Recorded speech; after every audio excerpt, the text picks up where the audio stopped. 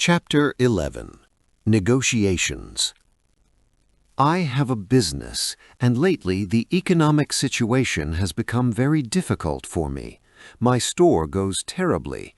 Many of my clients have gone. What I must do? First of all, my dear friend, I must tell you that you need to keep 40 days of absolute sexual abstinence, because I understand that you have had a very profane life. You have been an awful fornicator. That is, you have clumsily spent your sexual energies. It is indispensable, it is urgent for you to comprehend the intimate relationship between the sexual organs and the pineal gland. Do not be surprised by what I am stating to you. Such a small gland is located in the superior part of the brain. Any Gnostic student knows very well that in our organism we have a complete wireless system. The solar plexus, located at the region of the navel, is the telepathic receiver antenna that catches the mental waves of our friends and enemies and transmits them to the mind.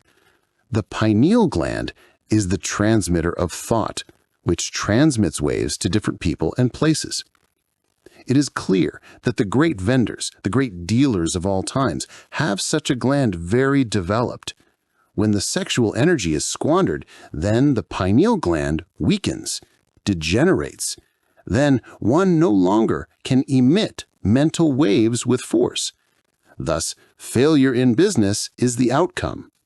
Since you are a profane person who knows nothing about our esoteric studies, the only thing that I can advise you is to keep at least 40 days of absolute sexual abstention in order to accumulate sexual energies and give force to your pineal gland. Thus, this is how your economic situation will improve. It will be a favorable change. In addition, I advise you to carry sulfur within your shoes. Do not be surprised. The ethereal emanations of sulfur will clean your personal atmosphere. You must know that through fornication, many invisible larvae are formed around your aura. There exist various species of larvae, but with the emanations of sulfur, those filthy larvae are disintegrated and your atmosphere is clarified. Moreover, it is convenient for you to cleanse the atmosphere of the place where you have your business. So perform sulfur smudges, a smoky sulfur fire, to drive the larvae away from there. Do this for about 9 days. Afterwards, perform smudges with sugar for another 9 days. This in order to sweeten the atmosphere, to make it pleasant. We are talking here about occultism, and I think that you comprehend me because you need to improve your business. 2. Could you indicate to me what I can do in order to prosper? I sell articles in many towns of the states of Mexico, so I do not have a fixed place of business, and there are months where I cannot profit anything. Samael Envior. I comprehend your situation, my friend. With all sincerity, I can tell you that when one fulfills exactly the 10 commandments of the law of God, when one prays daily to the Father who is in secret, it is clear that any situation improves. Then our Heavenly Father grants us everything. We lack nothing. But when one goes bad, when one does not really fulfill the 10 commandments, when one does not deliver himself to the Father, then the Father is absent and one falls into disgrace. Follow my advice.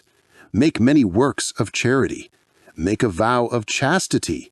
Bathe your body with aromatic herbs such as peppermint, chamomile, eucalyptus, walnut, etc. Use these plants for 40 days in your daily bath, and I repeat, make works of charity by tons. Only thus your economic situation will improve. 3. Well then, but what do you understand by chastity? Samael Envior. My friend, here I am not going to explain to you the Arcanum AZF of our Gnostic studies, because you would not understand it. This is only an elementary book for those people who never have studied our other books. I will limit myself to tell you that you must keep 40 days of absolute sexual abstention in thought, word, and actions. That is all. However, if you wish to penetrate a little further into our studies, then read our advanced books such as The Perfect Matrimony and many others. 4. Could you explain to me the works of charity that I can do? Samael Envior. It is good for you to know that works of charity are works of mercy, namely, give food to the hungry, give drink to the thirsty, dress the naked, teach those who do not know, heal the ill, etc. 5. Could you tell me when I can make a work of charity and when I not, and to whom? Samael Envior. We are not judges in order to judge anyone else. Besides, charity does not need a judge. Charity is a matter of common sense. To give food to the hungry is something very humane, because even the prisoners have to eat, otherwise they would die of hunger. To give drink to the thirsty is something very logical, since it would be cruel to deny a glass of water to a thirsty person. To give a shirt to the naked is something very natural. To console the afflicted one is very humane. So we do not need judges for that. Nevertheless, it would be an absurdity to give alcohol to the alcoholic or to lend a weapon to an assassin. Love is law, but love with cognizance.